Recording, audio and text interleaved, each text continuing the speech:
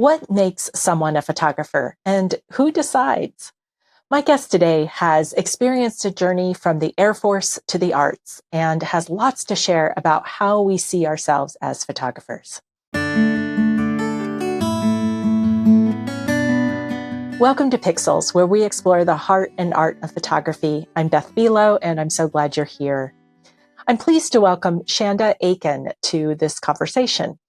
Her love of learning is our good fortune as we talk about valuable lessons that she's picking up in her pursuit of a Master of Arts in photography. We also talk about how we can make sublime images and the power of projects to spark our creativity. Shanda is a freelance photographer based in Durango, Colorado. Her photography and art are the result of the need to explore remarkable and depleting natural places, to narrate a vision through imagery, and to share her unique and personal point of view. She is an adventure seeker with an insatiably nomadic soul. She is an experienced world traveler who has ventured into the far reaches of the earth, seizing exceptional moments in 48 countries with camera in hand. In 2019, Shanda transitioned from a successful 25-year career in the United States Air Force into entrepreneurship in order to fulfill her passion for photography. She published her first photography book, The Beauty of Durango, co-founded the organization called the Outdoor Photo Alliance, which specializes in photography conferences, and is currently pursuing a Master of Arts degree in photography through the Academy of Art University. With this conversation, we've featured all three co-founders of the Outdoor Photo Alliance. You'll find the episodes with Jeannie Somral Aliejo and Martha Montiel linked in the show description. Their first major event, the Women's Winter Photography Conference, is February 6th through 9, 2025 in Estes Park, Colorado. You can receive $100 off your registration fee by entering Pixels100 at checkout. And that code is good through December 31st, 2024. And you'll find the link for more information in the show description. A very special thank you to my video editor extraordinaire, Alex Armitage, and Nick Stover of Nature Photography Classes and his Inspired Creator Grant, which is a supporter of this channel. If you have a creative idea that you want to get off the ground or expand, you can learn more or submit your own application at naturephotographyclasses.com/inspired-creator. If you're listening to this on an audio-only platform, visit pixelspodcast.com and you'll find the episode webpage and take a look at the images that we are referencing in this episode. Please let us know in the comments on YouTube what you find most meaningful or resonant in this conversation. We'd love to hear your perspective and experiences. Your likes, your shares, and your reviews are always welcome. And please do subscribe and click that all notifications button so that you don't miss a single episode. Now, on to the conversation.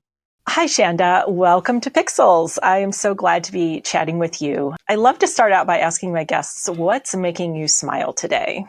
Hi, Beth. Thank you for having me on. I appreciate it and have been looking forward to this conversation. And, it was here recently when my husband and I were in one of our yoga sessions, and our yoga teachers are very inspiring with some things, some little nuggets of thought to chew on. And one of them talked about the things that we can make. We can make more money. We can make more things. We can make this, but time is something that we can't make. And so of all the tiny little seconds in your day, you're spending 5,400 of them with me today. So that makes me smile among all these other things. I know it's corny, but I love it. It's something that I've been thinking about a lot lately. And I thought about that. Like, what am I doing with my day? And it's about, what are you doing with your time and spending your time? And in the reverse, the people that we're spending time with, you're spending, this time with me today. So. Yeah, which is a gift on my end. And and that whoever is watching this and listening and enjoying it is giving us the gift of their time. Exactly. It reminds me of an entrepreneur I knew back in Seattle named Shanda, and he said something to the effect of, if I give you $1, I'll get that dollar back at some point.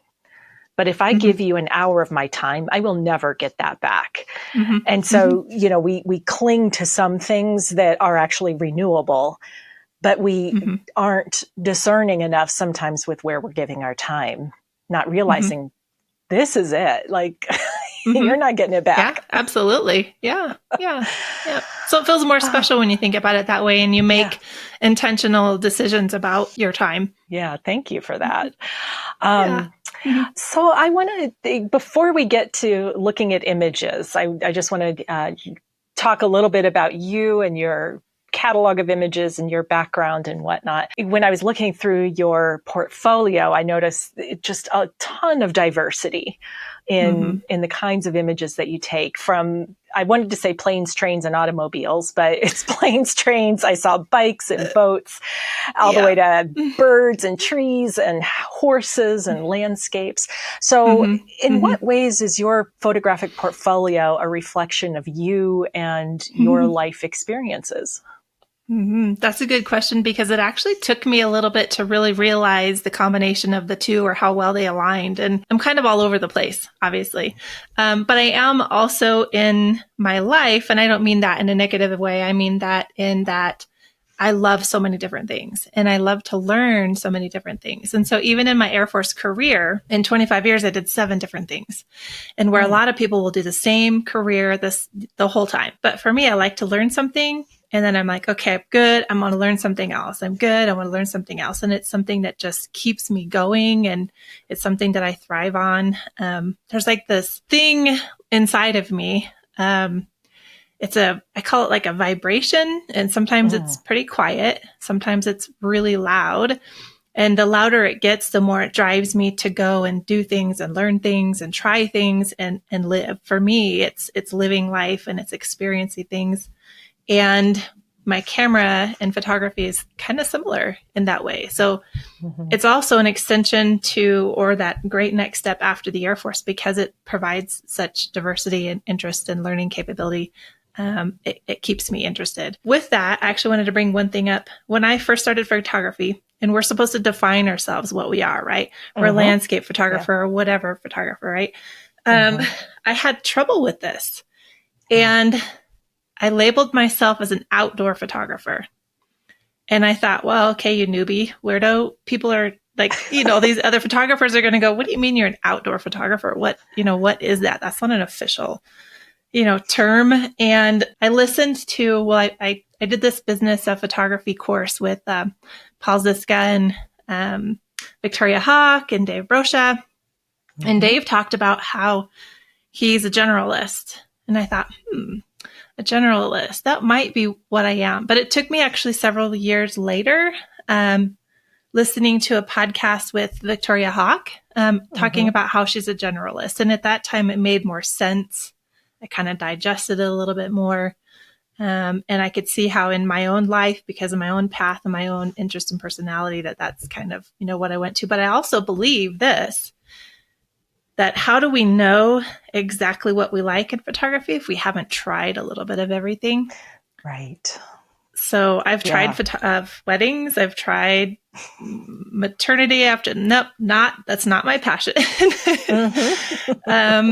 But I've also experienced a multitude of things throughout my life. I've seen planes, land right in front of me, and where I've had to actually tilt my head down because of a airplane wing was, coming right across my head. And so I've been that close to him, and I've been lucky enough to have my camera with me.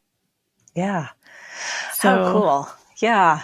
And it's interesting. Martha and I had this conversation, Martha Montiel, whose episode has already aired. So I'm going to try to remember to put a link up here. Yeah. We talked about that kind of the niche and the pressure sometimes, or the advice that you have to focus and narrow down.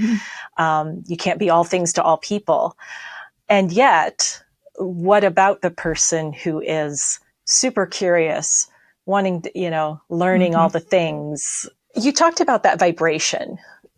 And I'm curious, how did you come to be in touch with that as a way of kind of measuring or figuring out where you were with something?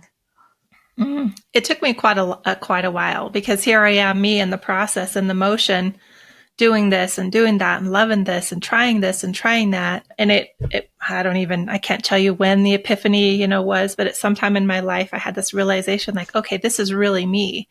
And it's really been even more lately as I've retired and I've got married in 2020. And so my husband and I have spent these last several years together, and this is me, and he accepts me for me. That means that he might find a note, wake up to a note in the morning that says, see you later. I went photographing beauty. It's that individualness. It's, understanding kind of who I am, and then realizing that somebody understands that and accepts it, as well. So it took quite a while to really, to be able to put into words. So to be able to go, okay, yeah, this is what's going on inside me. This is what's happening. It's not because I'm indecisive or I can't choose a path. It's just that I love so many things. I work on my own truck. I mean, it's just.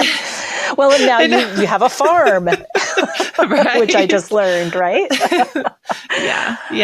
Yeah. So I just have this love for life, and I have this love for learning.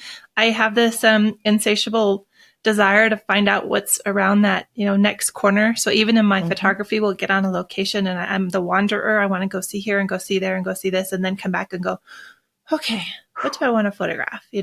Yeah, thank you for that, because I realize asking like, how do you know what the vibration is telling you is it's a little, it can be a little esoteric. And as you said, it's something that takes a long time to really get in touch with, and to be listening to yourself and how you respond. And I also heard, I think, like that, like your husband is supportive of that and probably reflecting back to you some of who you are. So it just, you're able to become more of who you are because of it's very special that. Yeah. Yeah. How cool. So even as a generalist, so here's the next layer, maybe. It seems like, okay, we might have a niche that is a genre, like you named off some wedding or maternity or landscape or, something like that. If we don't have that, then often somebody will be defined by their style. Like their visual, I often think of it as like the visual vocabulary that I associate with that person. What would you say about how you've developed your, as a generalist, what role does style and your own vision play in that? It doesn't quite as much as I would like to at this point. So my own aesthetic, I guess, some of the things that we're talking about actually in school at the Academy of Art University.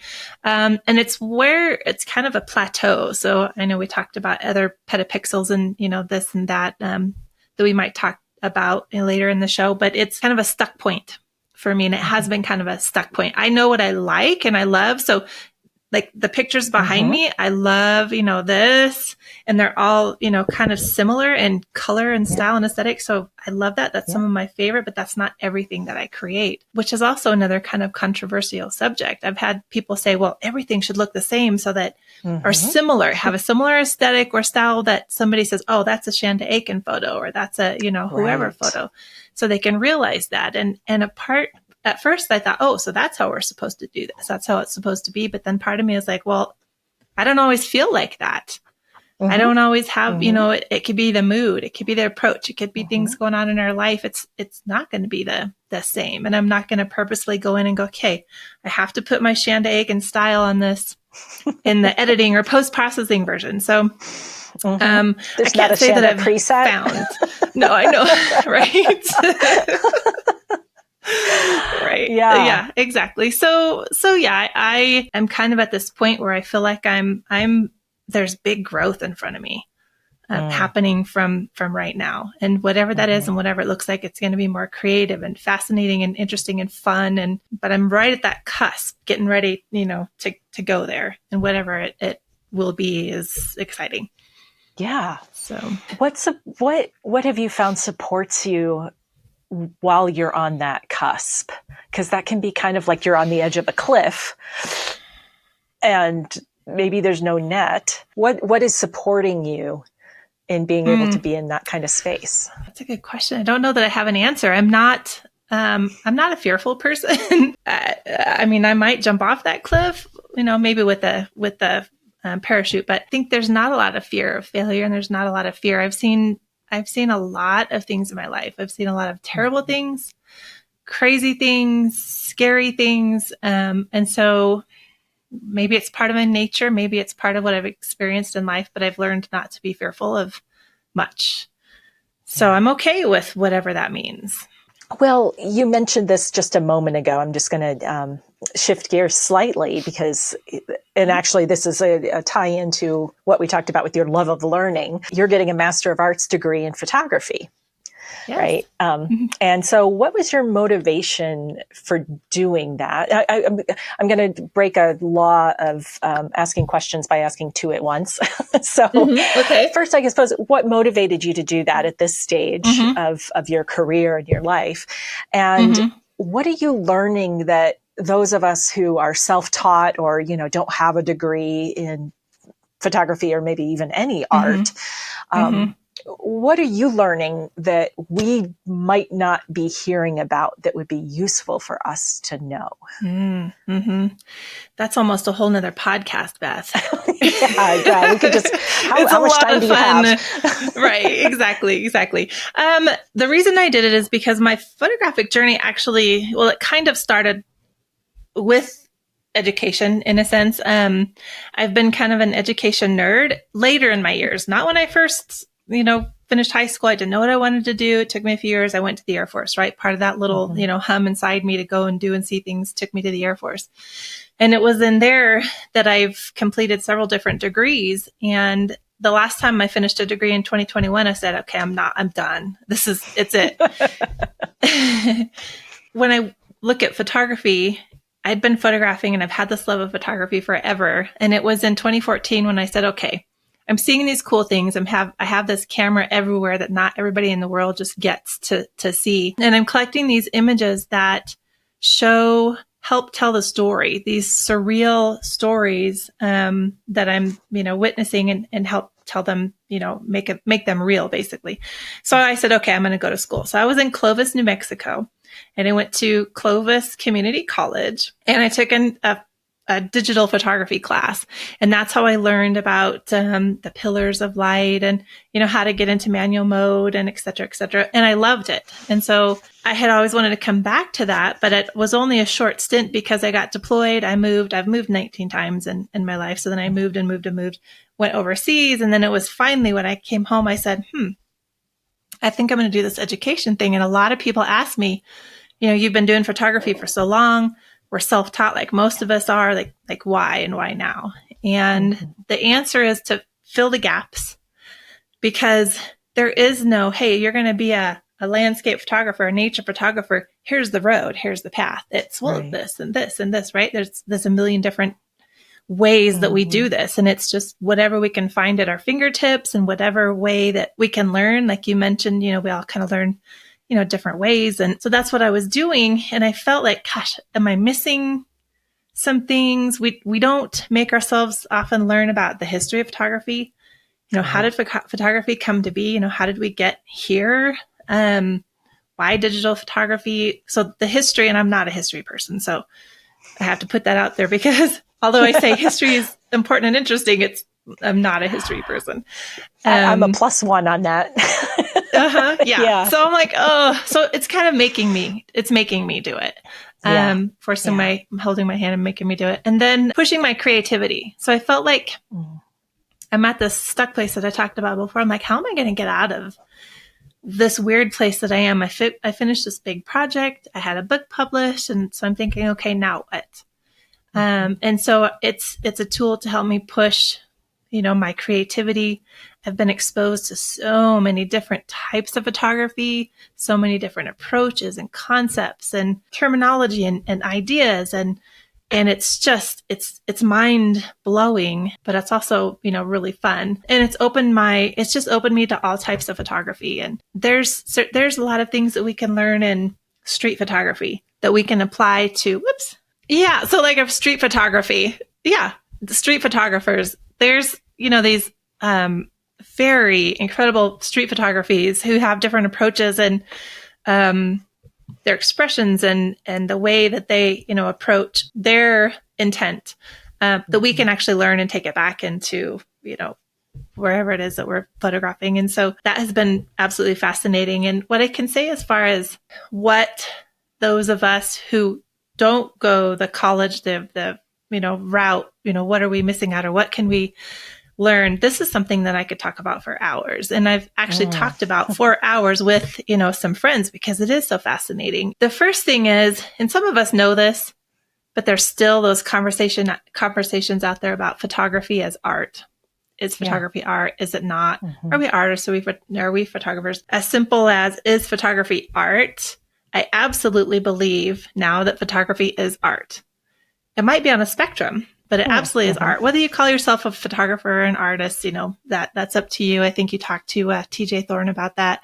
That label, or what you want to present, or how you want people to perceive your work. That's different. But that photography actually is art.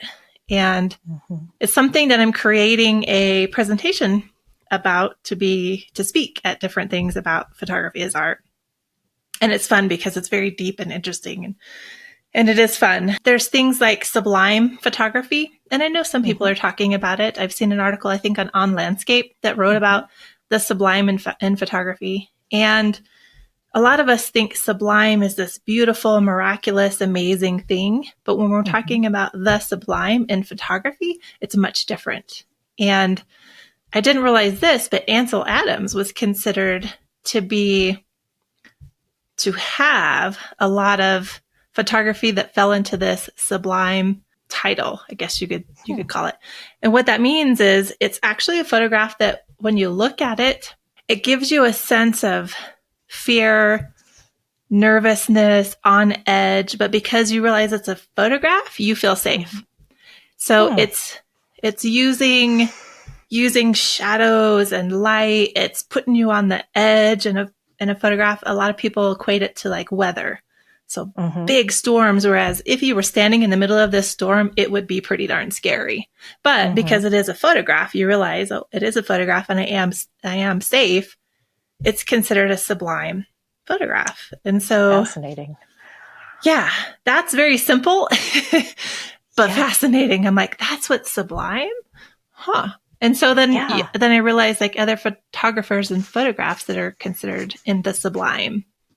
And so is the way you're describing it, what kinds of, it seems like that would exclude some genres of photography, or am I wrong? Like, maybe can a small scene be Sublime, or is it only landscape, natural world? It's about how it makes a viewer feel.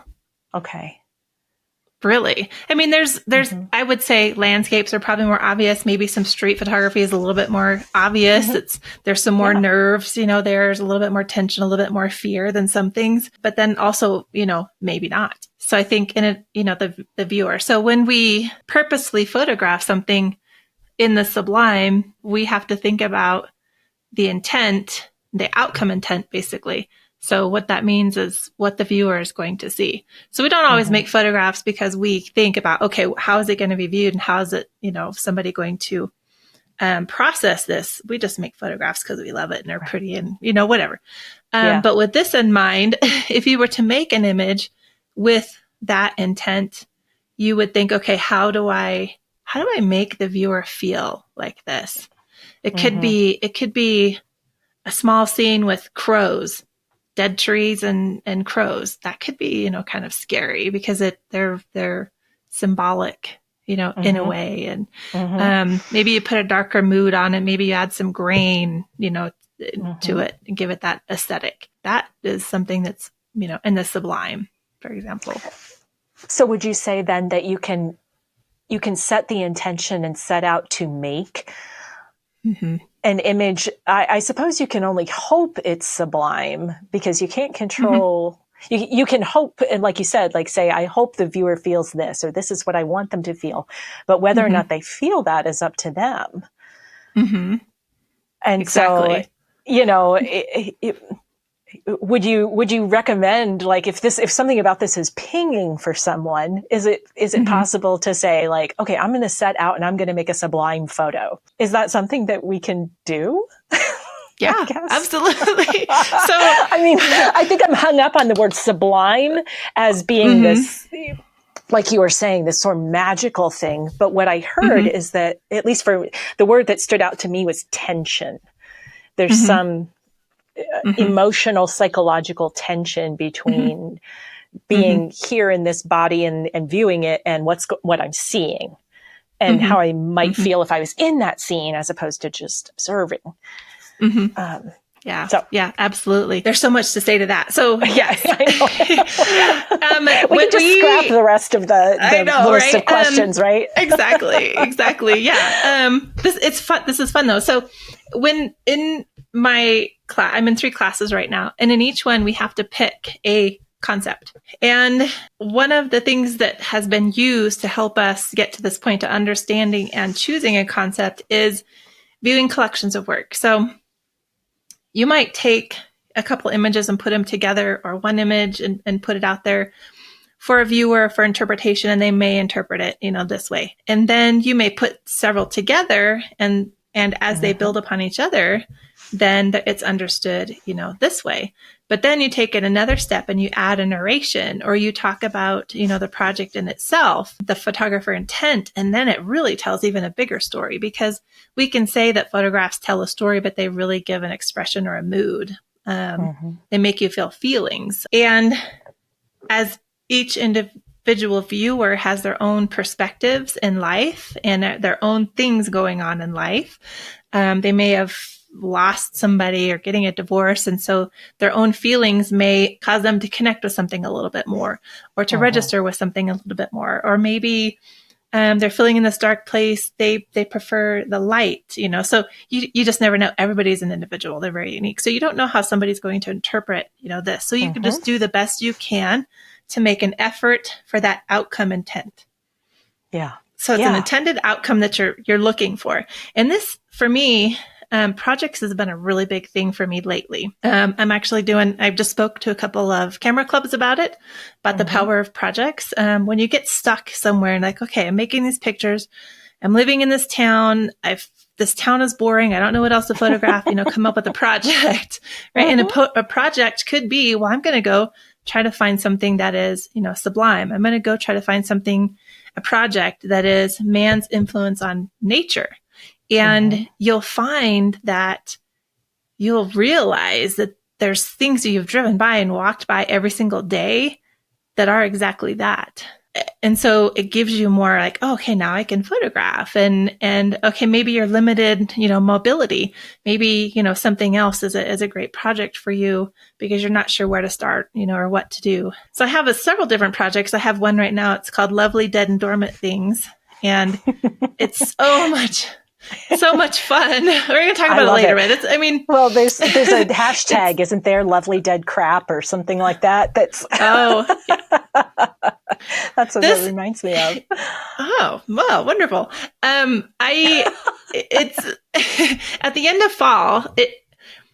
So I have to have this project, and we can pick any. It doesn't have to be landscapes, because I call myself a generalist, but I favor landscapes and nature because I love nature and I love the outdoors. So that's, part of my personality. That's the part of my personality that probably comes out more often in my work than other things. But I'm thinking, okay, we have to do this project, and the fall flowers are gone. All the tourists have left, or the fall leaves, the fall colors. This is a really fun time to photograph, actually, because there's all these cool dead things and these fallen leaves and these, patterns and textures and all this, fun stuff. And so I made it one of my projects to photograph them in a way that makes them beautiful. Nice. So it makes somebody think, oh, even though that's this ugly dead dill plant, it's actually very beautiful because the light is positive, or it's bright, or, whatever, you do. So I'm a full believer now in projects. But since I have like 3 or 4, I go to a place and I go, okay, what can I photograph out here? Oh, I have this, project I can kind of, look at and work on. I've got this one I can kind of look at and work on. And not everywhere you go can you find something that's going to work with something, but it gives you something to look for, I guess. So.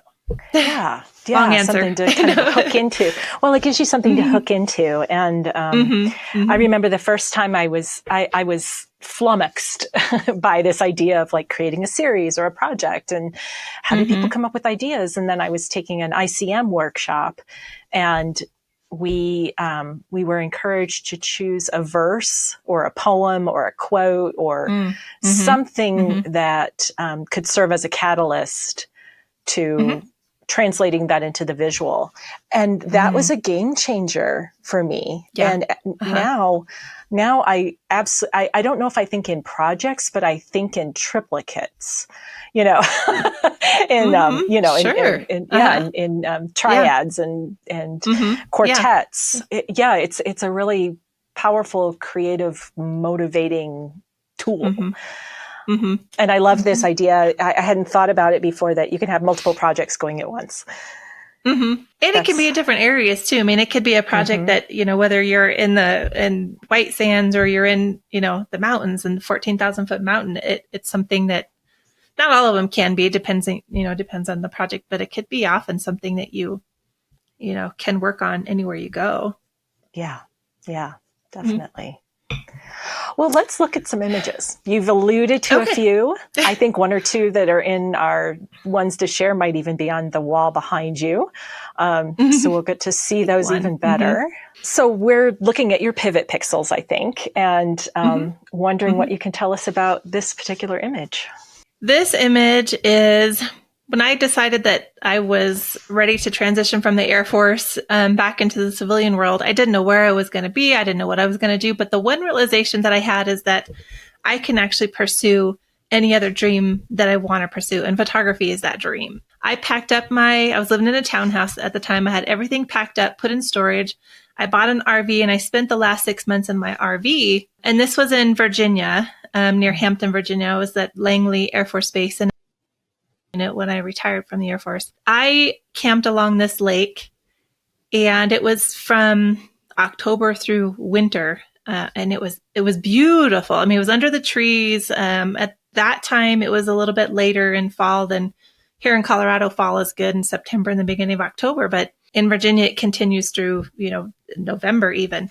But I just became really fascinated with these swampy lakes. And this is one, like I said, I stayed, right next to, and I absolutely loved it. But it just really marks a complete change in my life from, this extreme career that I loved into getting to do something a little bit more creative, something else that I absolutely love. And so this image it takes me back to that moment. There's another little dock that I'm sitting on here.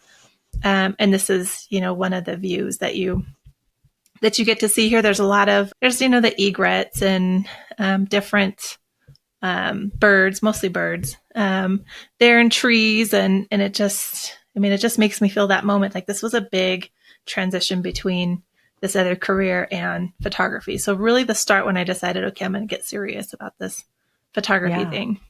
So I think you're the first person I've talked to that has shared an image that was a pivot, not necessarily in their photography, but in their life. like there's something about it that is symbolic of this was this represents that shift that I made as a person. And how I saw myself and related to my photography probably as well. Yeah. And I think, not maybe just me, I'm sure other photographers have to feel this, but when they look at an image or one of their photographs, it brings back that moment. It brings back a moment in life. It brings back a place that they were mentally or physically or, the story that they had, during that time, or a challenge or an adventure or whatever it is. So for me, I see my photographs and I instantly think of like things that were going on in life. And that's, how I connect them to them. But tell us about this one. Where are you and what does it represent? This one is a fun topic, Beth. So I retired from the Air Force. I came back to Durango, Colorado, and this is actually Bisti Badlands. And as I grew up here in Durango, this is only 90-minute drive away. And so my dad and my mom would take us kids. We would go on 4-wheel drive trips. We would go on picnics. We'd go on just exploring different places. And that's, kind of what we did.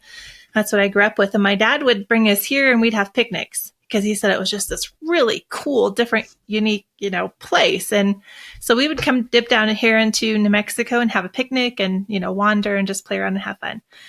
And so I decided that someday I'm going to have to go back there with my camera and actually take a no kidding, good picture. But this particular night, it was in April 2021, and I had just established Shanda Akin Studio LLC that same month.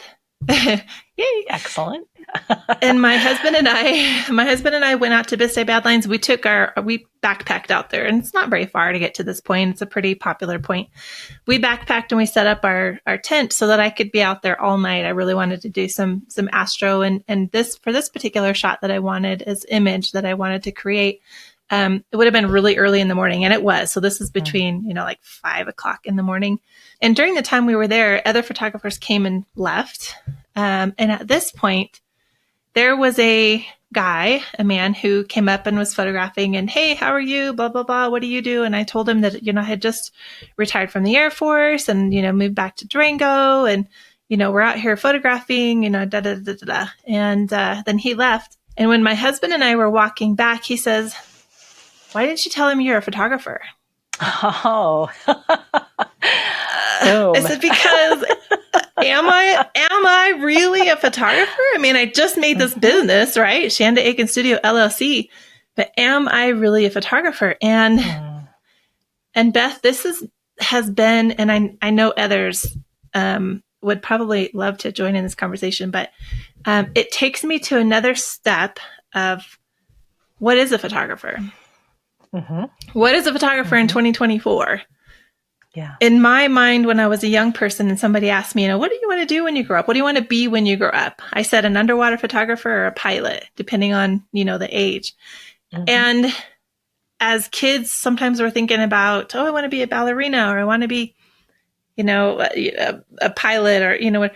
I was thinking more like a job, like that's what I will do, when I grow up. So in my mind, photography was a job.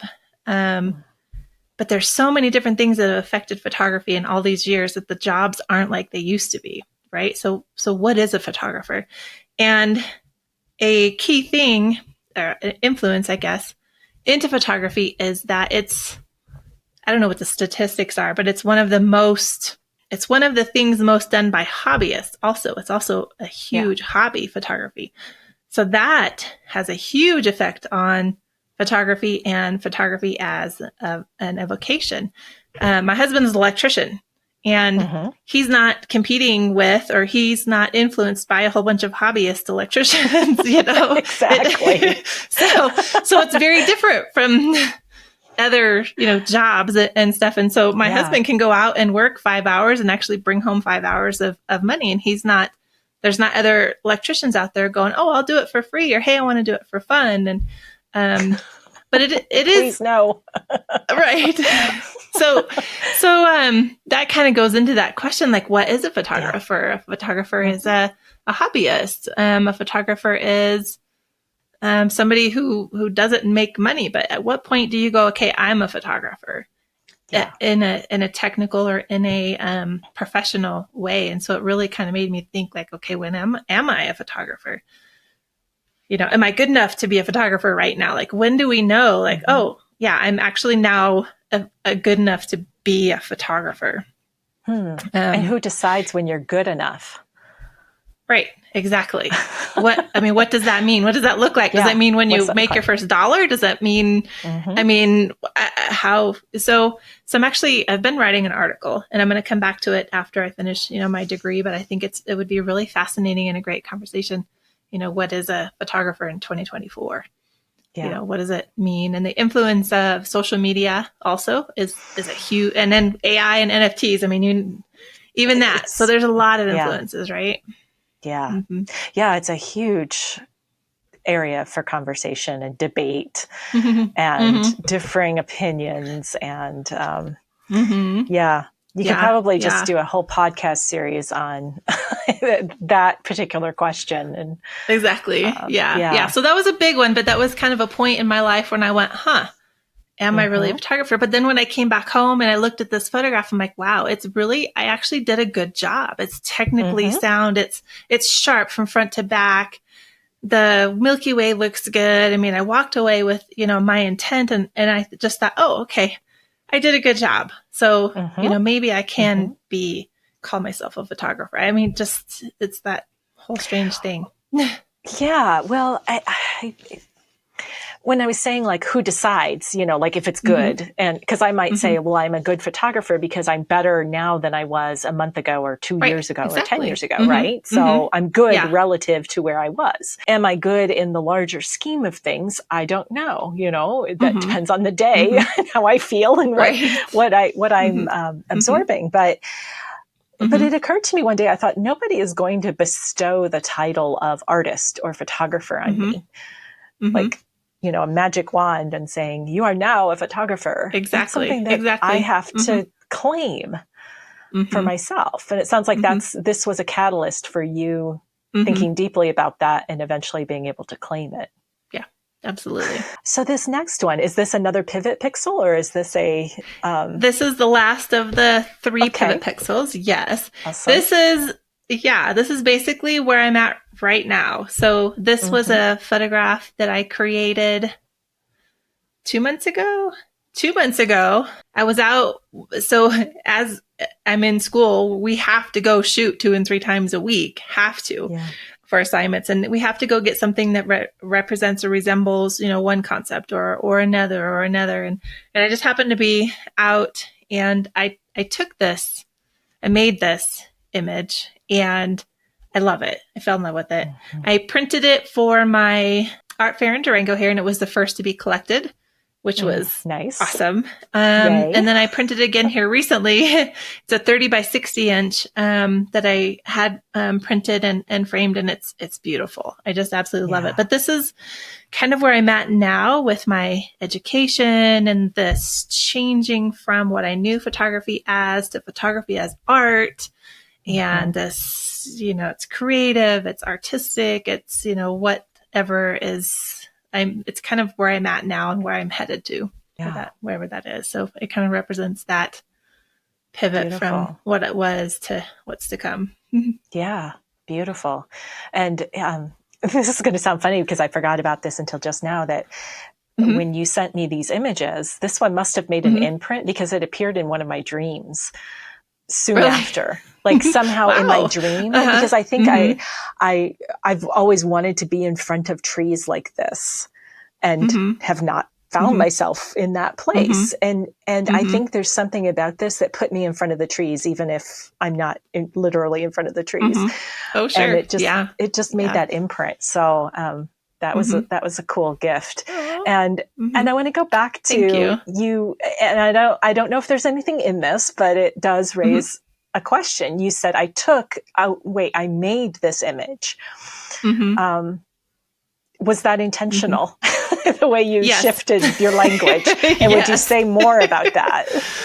Yes. When we think of photography as art, one of the first exercises that I had to do in the first class in this summer was about taking a picture and making, it was about, taking a picture and making an image, taking versus making, snapping that shot. It's a lot about the verbiage and why and what's behind them. And so one of the ways that they're teaching us that photography is art is because we make it. We made this image. We chose, there's so many decisions that we put into making this image. And if we're using our camera as our tool, our paintbrushes or whatever it is that you want to, call it or compare it to, we're making all these decisions in that. We're deciding, do we want to capture this light in a brighter or a dimmer way? What do we want to, what frame? What are we including in the frame? We're choosing whether it's going to be an extrusive time or it's going to be in quick time or if it's going to be in color or not color. I mean, we're making all these decisions. And it's purposeful. And it's just, it really boils down to we are creating this image. We're not just snapping a picture. Whereas there are, especially with cell phones, you go out and you snap a picture. There's still some conscious decisions in that, but it's less knowledgeable. It's less purposeful. where a lot of times when we go create images, we're actually, it's a purposeful, fun, or whatever the result is. We're making a bunch of choices, conscious choices, knowing, what we want or what, we want to do. So we're actually making this image, creating this digital file or film file or whatever it is that, it is. But yeah. So they're pushing us to use that terminology rather than taking, and it's a shot. And I mean, it's a photograph, it's an image. We're making it, we're creating it. It's a deep decision-making process. Yeah. Sounds like it's a great response to, or it's a great part of the debate of, is photography art? And if you're thinking of art as something where someone has made a series of decisions that are very intentional to bring something together, to convey a message, to tell a story, to evoke a feeling or an emotion. If you as a photographer are doing that, yeah, it's art. Maybe I'm oversimplifying it, but you are, some people will say like, oh, it can't be art. It's too easy. I can just press a button, or press the little icon on my phone and boom, I have a photo.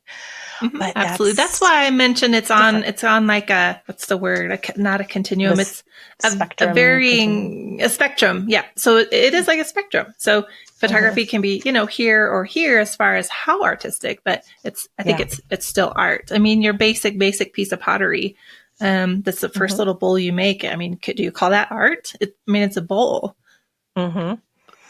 So at what point you go, it's a little bit more artistic, and maybe not quite as artistic, but it's still art. And I am at an art school working on a Master of Arts degree in photography. So that kind of leads me a little bit like, okay, maybe it might be art, but even at a deeper, next level when we talk about, the decision making. And is there a difference between the context in which something was created? So if that child creates that pottery bowl in art class versus some sort of, I don't think they have home ec anymore. I don't know what they might call it, but or does it after school at the Boys and Girls Club as an activity, project or as a project, they could have chosen different things, and that's what they chose. And so does that shift the way we perceive it? And does the child's intention have anything to do with what it is? If the child sees it as art, is it art? Right. Yeah. It's a deep question, a deep discussion. So for sure. Well, thank you for sharing all of those pivot moments. They're not just pivot images, but just those turning points in your own life, and giving us a little glimpse of the adventures that you've had. So you've had adventures, but I'm also guessing you've had some challenges. And yes. I'm wondering, what are you finding what are you finding challenging now, and how are you moving through what you're experiencing? Awesome.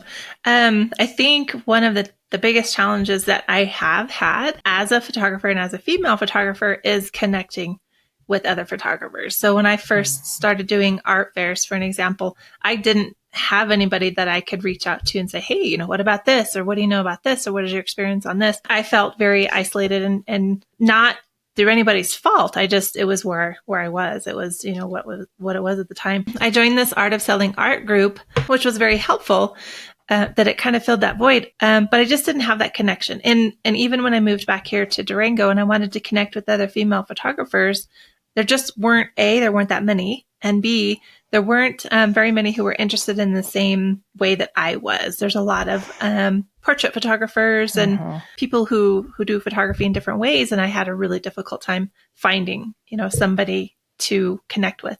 That was kind of fixed, I guess, in a way. I went to a photography conference and I met Marthia Montiel, and I met Bree Stockwell I met her at a dinner before the conference, but, at the conference. And then eventually these connections built into other connections. And we have, through the last couple of years, actually have a little bit of community of female photographers. And it's incredible, Beth. And it's not easy to find. It's not easy to just have the opportunities to find those other photographers and other women, not just, females, but, males. And people to go shoot with. And I'm not talking about going to shoot with somebody as in, we go out and we walk around and photograph. We get there and we split and do our own thing and come back. It's actually going to the site, doing our photography and coming back.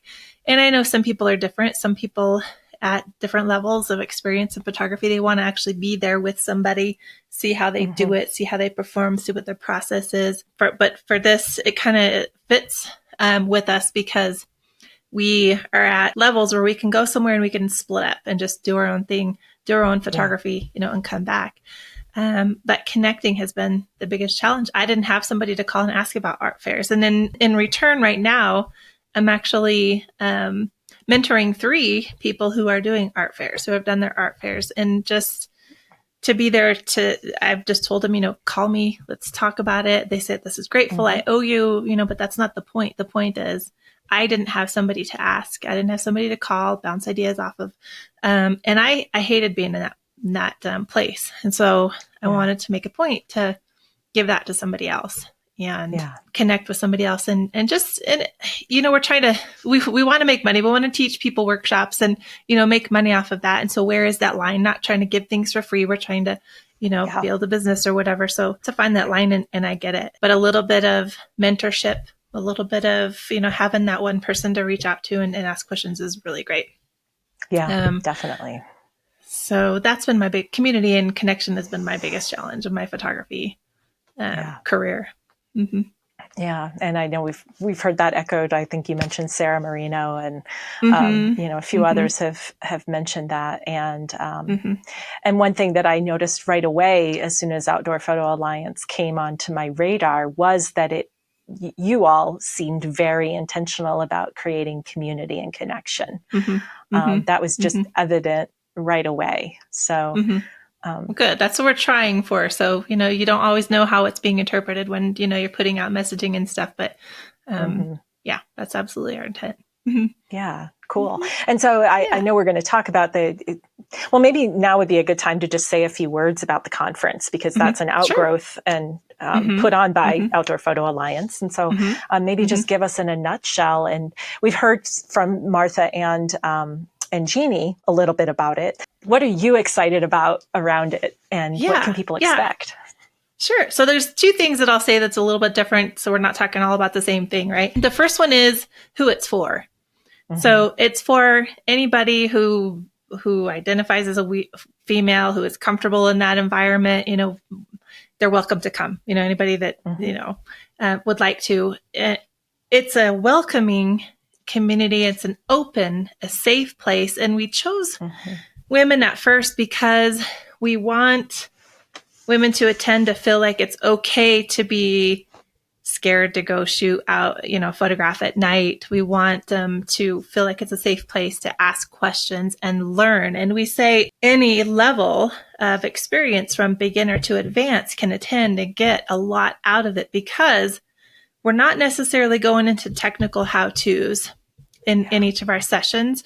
We have 2 editing. We've got Suzanne Mathia, our Lightroom whisperer, and Jeannie, who's phenomenal in Adobe. But it's more about creativity and inspiration, and a person who's brand new in photography can attend and discover so many things about photography, things that might interest them, people they might connect with to learn from, and the whole connecting piece. As Jeannie, Martha, and I connected through others, we want to provide an opportunity for others to connect and to build, their community. And not everybody connects with the same person. And, like I said, different, experiences and stuff. And so you can't just say, hey, here's a person, connect with this person.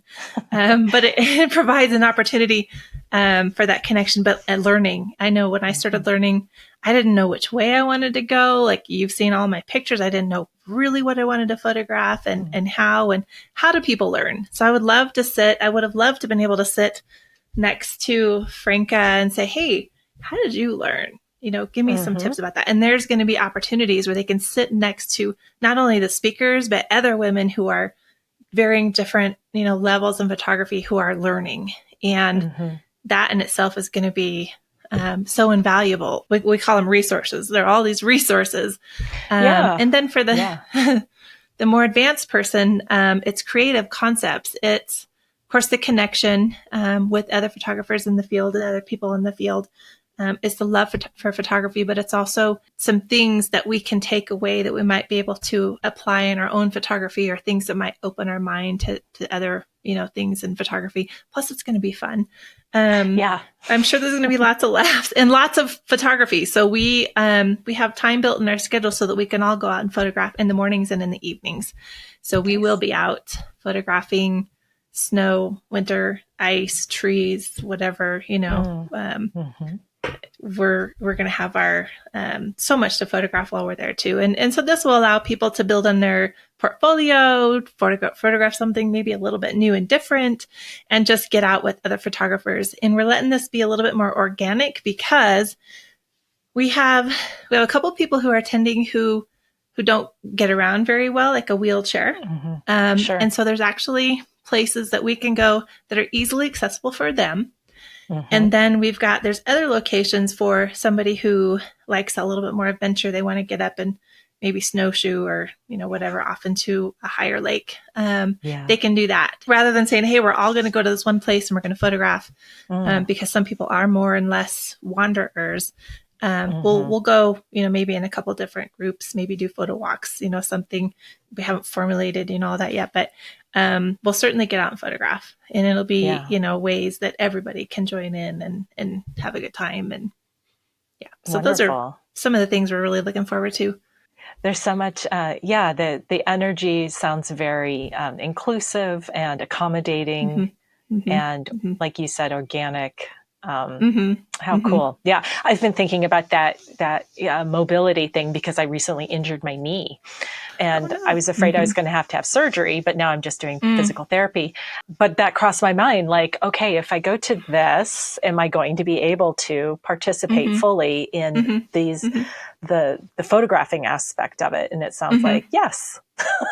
Yes. It's something we thought about. Yeah. I mean, you don't know what's happening. And, even us as individuals on OPA have, things going on in our lives. Everybody does. And so, we don't know what all those are, but there's opportunity from A to Z.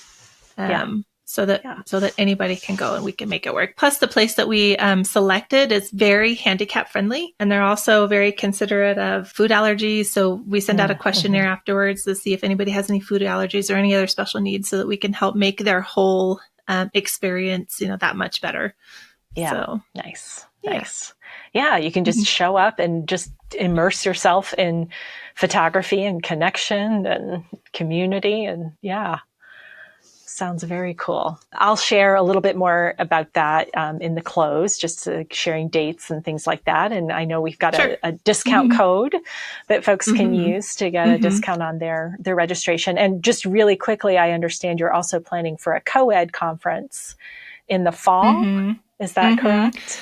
Beth, we're this close to releasing a date, and I wish I could go record this and hold on, because we would like for it to launch, but we're like this close to those dates. There's a couple things we're waiting on, and and we're going to put those dates out.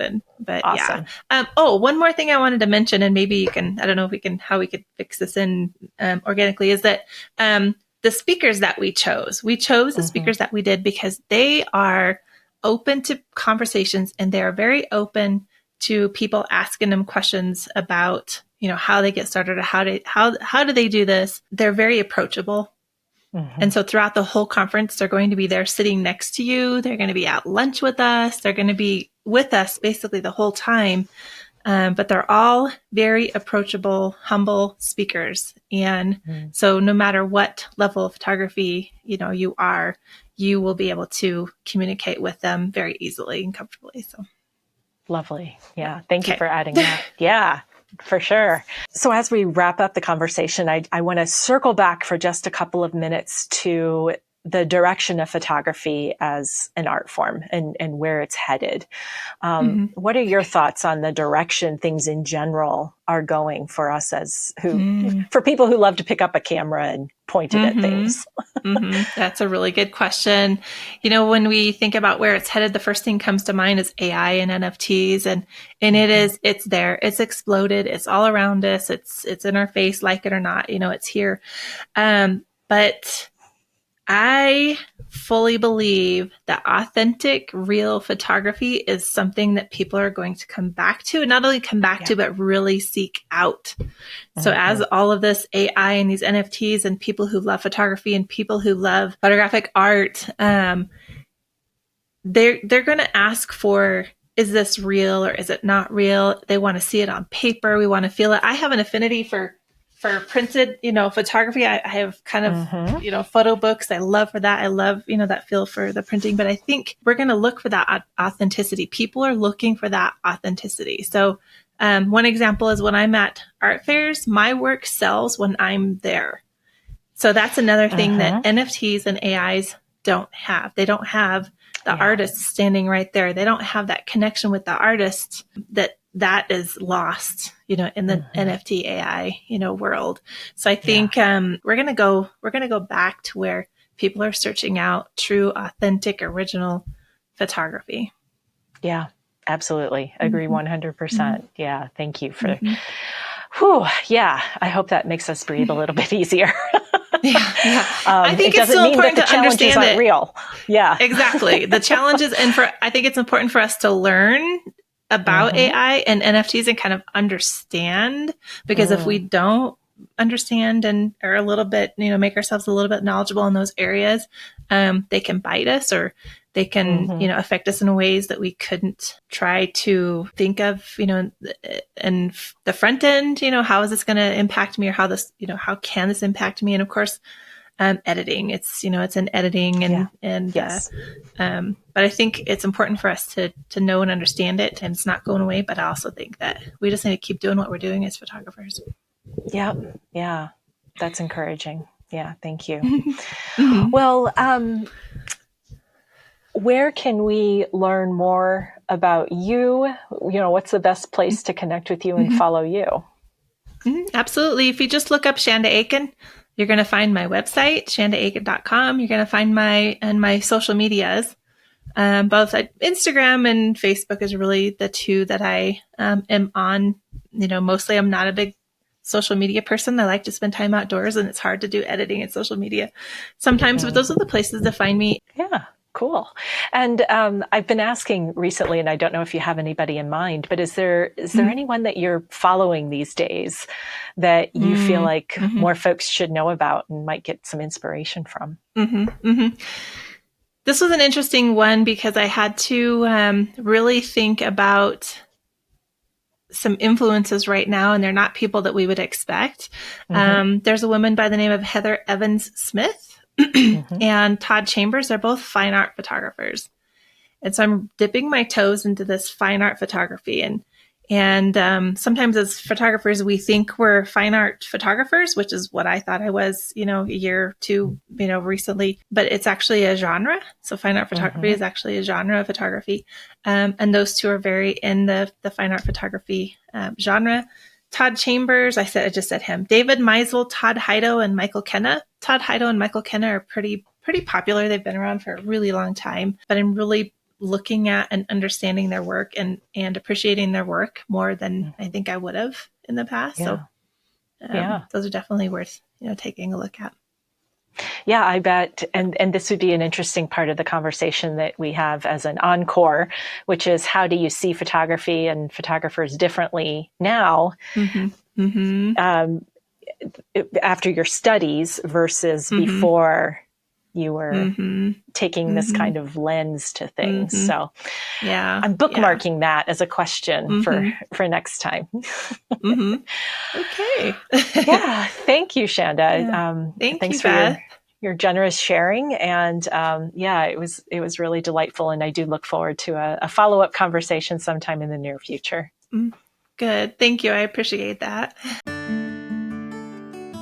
I hope you enjoyed the conversation.